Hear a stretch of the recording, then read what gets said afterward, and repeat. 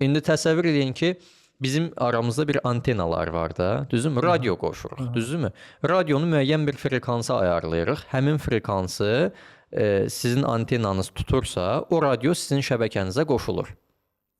Düzdür? Məsələn, neçəsə FM-i qoşursunuz, həmin radio istasyonundan yayılan dalğa sizin antenanıza ayarlandığı zaman həmin radionun səsini eşidirsiniz. Frekans dəyişəndə səs də dəyişir, başqa radioya keçir. İndi müəllimi bir radio kimi düşünün, siqnal ötürən kimi düşünün. Müəllim coğrafiyanı tədris edir, ədəbiyyat tədris edir, riyaziyyat tədris edir, fərqi yoxdur, dil öyrədir, heç bir fərqi yoxdur. Müəllimin yaydığı bir frekans var. Bu adam ya görüntü ilə öyrədəcək, ya səslə daha yaxşı öyrədəcək, ya kinestetik daha yaxşı öyrədəcək. Sinifdəki uşaqlarda fərqli-fərqli antenalar kimi düşünün. O antenaların hansı müəllimin stansiyasına qoşulursa, o onun dalğasını tutur, onun danışdığını öyrənə bilir.